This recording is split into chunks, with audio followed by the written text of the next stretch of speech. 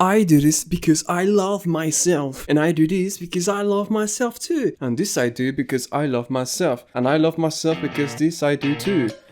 Yeah, right. You know where you are?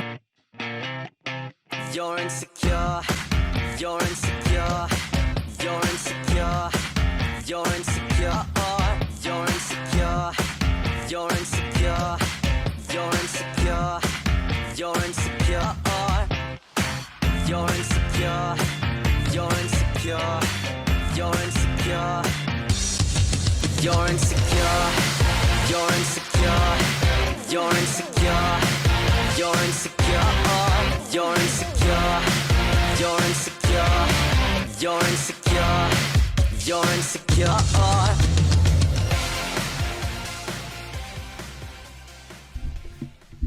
Alright, that's enough of silly dancing. Look, we go to the gym for the sake of others. We put on makeup for the sake of others.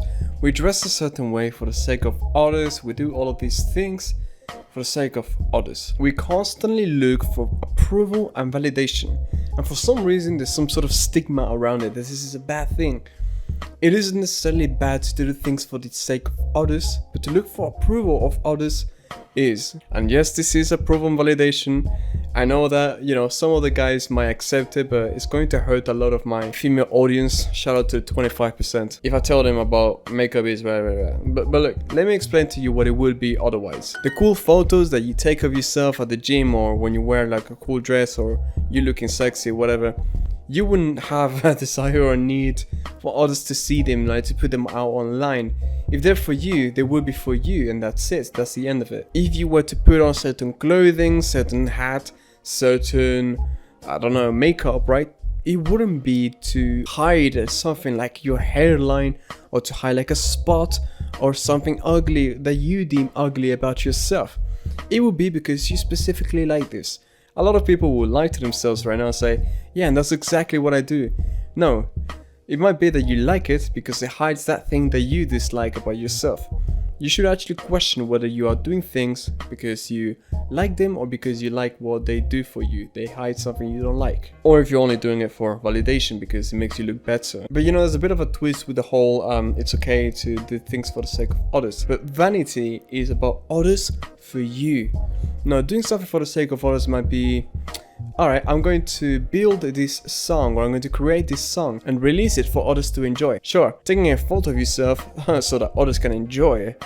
Like, whoa, what are you, like an OnlyFans model? Right, it's a little bit weird. So if you're not doing it for that intention, it's just vanity, of course. And vanity does not lead to happiness. Neither does self-obsession. So when you have 10,000 photos on your camera roll for yourself and you don't publish it, you're one of those that actually takes a lot of photos. Like me before, I used to take a lot of selfies. But this comes from self-obsession. Self-obsession doesn't actually lead to happiness either, unfortunately. When you post a TikTok of you going like,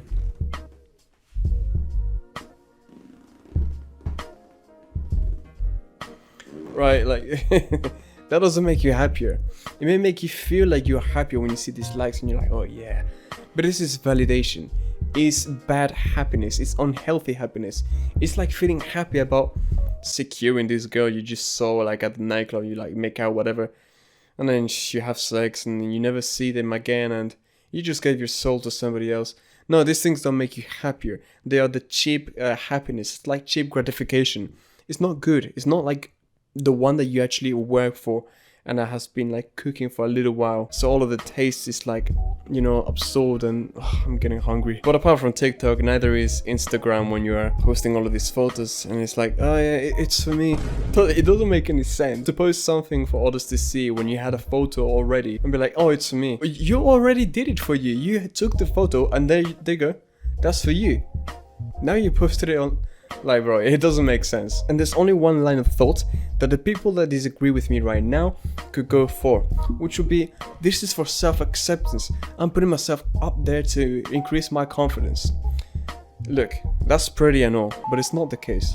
Self-acceptance is not putting your best angle out there. Neither is like body positivity, but I'm going to touch on that in a second. Self-acceptance is a good thing. It leads to betterment, self-betterment, self-improvement. Look, I had a big insecurity about my acne in the past.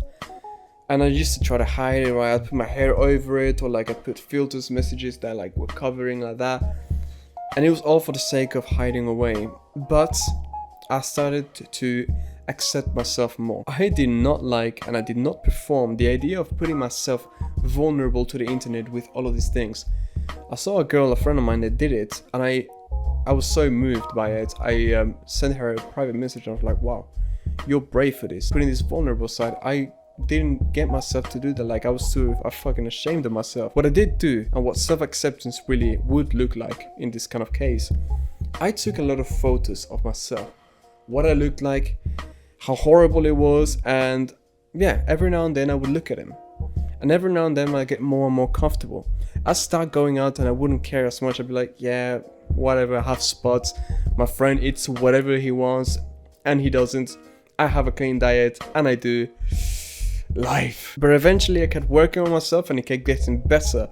And I stopped running from it so much as I used to. So if you have some things like, oh, I'm doing it for myself, right? This is when the whole like narcissism versus self-love kind of divides.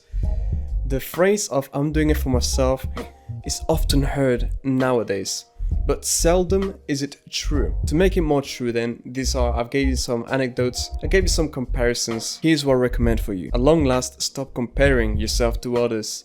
If you need to take a break from social media, do it. Just take a little break. Maybe like a month. You don't need to give anyone explanation.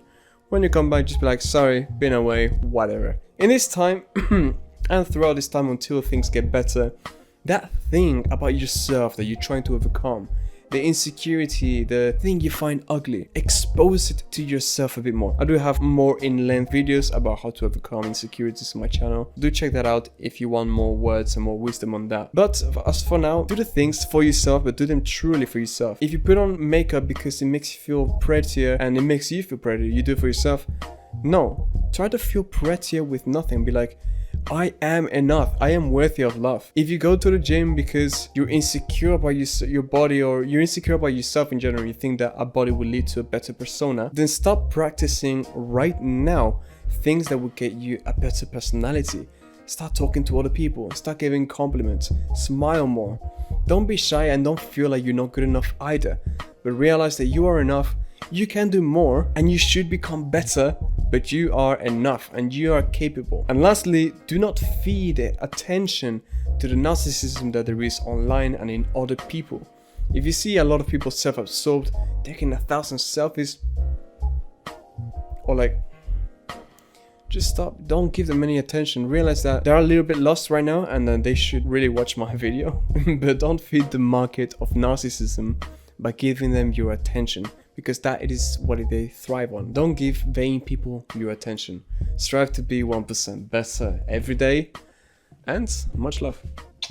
Quick reminder to fix your posture and take deep breaths into your diaphragm from your nose.